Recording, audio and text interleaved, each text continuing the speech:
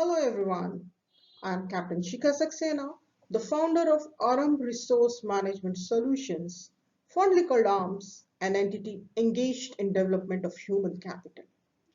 Vocab building is an initiative aimed at helping you build your vocabulary, as we strongly believe that soft skills and vocabulary goes hand in hand. The usage of the right word at the right time and in the right context always makes one stand apart. And with this as an objective, we have launched this series. Now in today's video, we are going to do journalistic expressions. Now what exactly is this? We've picked up a newspaper article and we've picked up the words which are there. Now there are two reasons for choosing this. One, to show you how the right usage of the word creates a lasting impression and articulation. And second is to introduce you the fact that if you just read one article a day, how many new words can you add in your own vocabulary? So let's get learning. The article that we've chosen is basically from Times of India, 21st September edition. And in this article, while going through this, we realized there are a lot of keywords that we know, which have been used in this article, but the apt usage of that is what is, appreciable. So let's get learning. The first word that's there in this article is the one highlighted in yellow, Gen Z. I think this is one word that each one of us have used multiple times and we think we know the meaning of this. And you are right, you know the meaning of this. The meaning is the generation born between 1997 and 212. Now I knew the generation after 1997 was called Gen Z, but I was not aware that in 2012 a new generation or a new word is now being used for the generation born after 2012, and that was a key learning. And if you see this picture, you'll realize that the people born after 2012 are called Alpha, and people born before 1997 are called Gen X, and people before that were Boomers, Silent, and so on and so forth.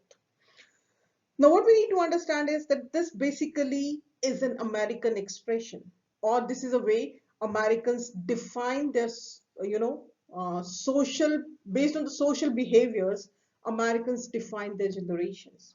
And normally, anything between 15 to 20 years, a new generation is born, and this is a social categorization of the generations. So in case you know really which generation you belong to now that you know, please leave a comment. Are you from generation Gen Z or Gen Y or boomers or silents?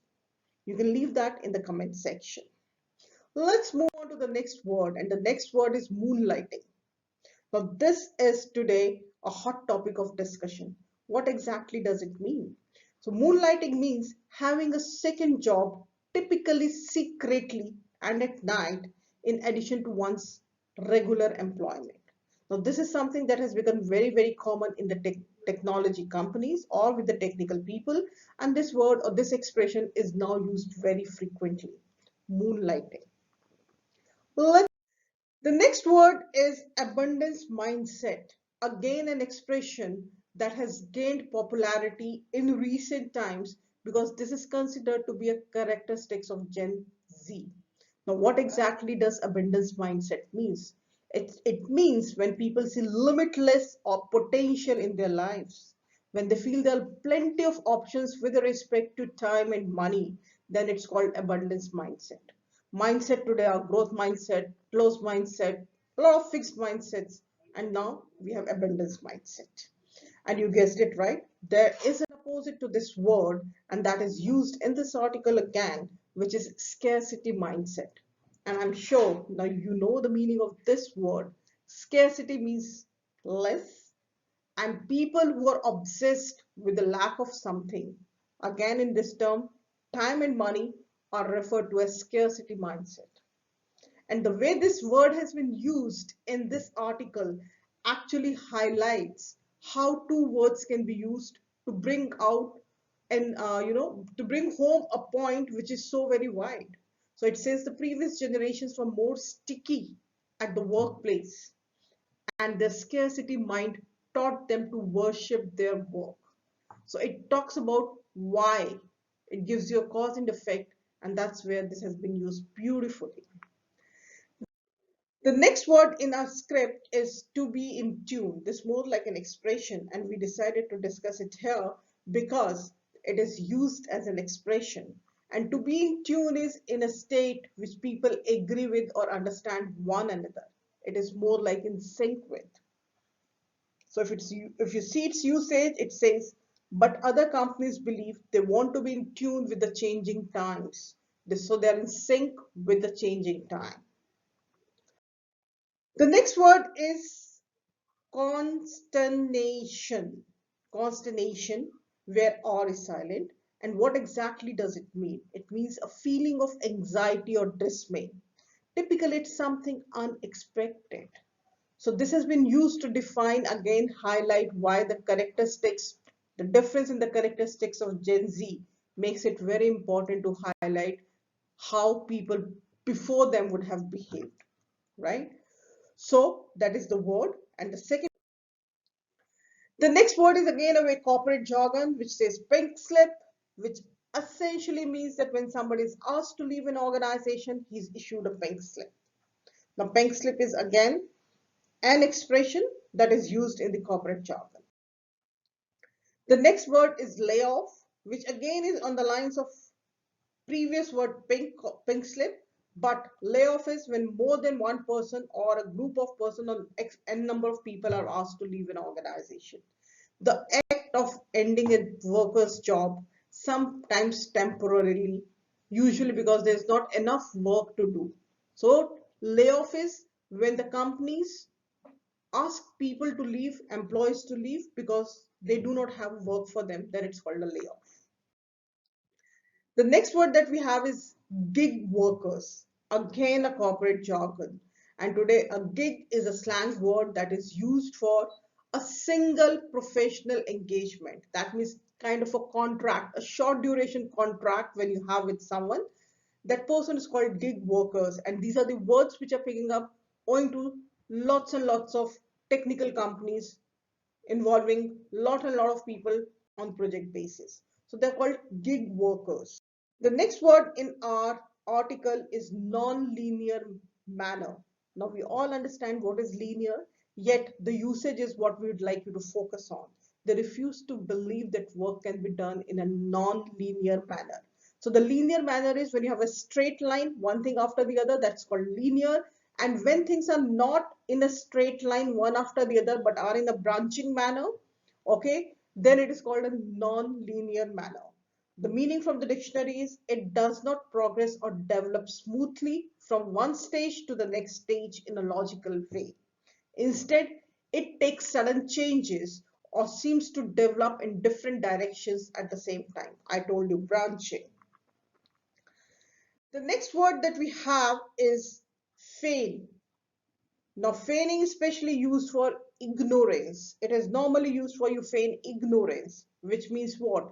You induce a false impression. You give an idea which is not correct, and that's why it's called you feign ignorance. The next word, next sentence again has two words, patronizing and laming.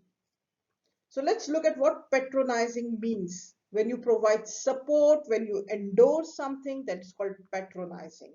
And lament is an expression which is used for sadness, regret, or disappointment. That is what laments is. So it says the commanding and patronizing tone of some such voice is exactly what the new generation in question laments. That means they don't agree, they don't approve, they're disappointed.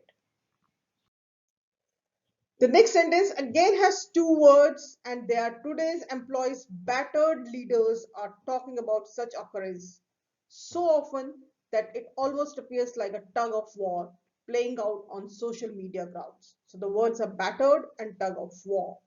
Again, battered means injured or repeated blows. So when somebody is injured by repeated blows, he's battered. You know, you batter the you can say you batter the meat at times before you make it. That is what battering is. And tug of war is basically a struggle of supremacy or control between two parties who are involved in it. So tug of war is basically a game that is played, if you remember, when you pull that rope, and tug of war is an expression used in English to connote a situation when there is a struggle between two parties who are trying to gain supremacy. The next word we have is conservative and parallel again. And conservatives are unwilling to accept changes and new ideas. I think a word most of us use. My parents are very conservative. The older generation is conservative. So when people are not willing and open to listen to new ideas, then we call them conservatives. And parallel is something serious and immediate danger. That is what parallel is. Again, in the next sentence, we have used two words. Why? Because we really like this second word, which is an expression. The first word is in lighter vein. Some likens it to the mythological Amrit Manthan that would eventually create a common ground. Now, this again is two expressions being used in this sentence. The first expression is in the lighter vein, which means used when you're going to say something less sad or less serious. So it's a lighter vein, it's light.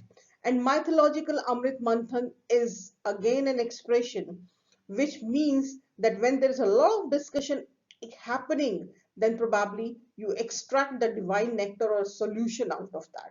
Now, Amrit Manthan is part of the Hindu mythology. Amrit Manthan happened, and the Amrit between the Devtas and the Asuras, and the Amrit came out of that.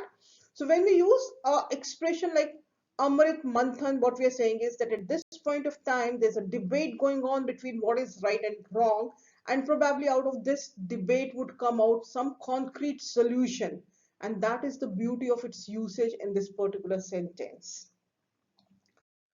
Let's move further, and we have got three words now in one sentence, and that is why I said that the journalistic expression is something which is beauty if you want to learn new words. So the first one is downturn. Now, downturn is basically used to define a period when an economy is sluggish or there's a decline in the economic activity or business.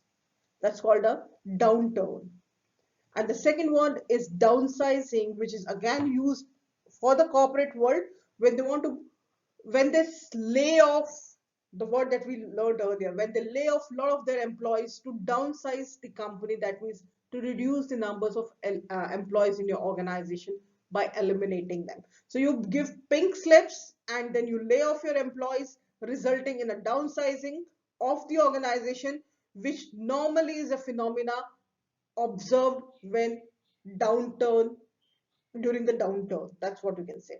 And the reason for doing is to save your bottom lines. So bottom lines is the net income of company from a certain period. Now all these three words are typical corporate jargons. So stay tuned for more, and you know what you need to do. The basic rules of YouTube channel: like, subscribe and share. And do leave a comment in the comment section. What more would you like to do and how did you like this video? See you soon. Thank you.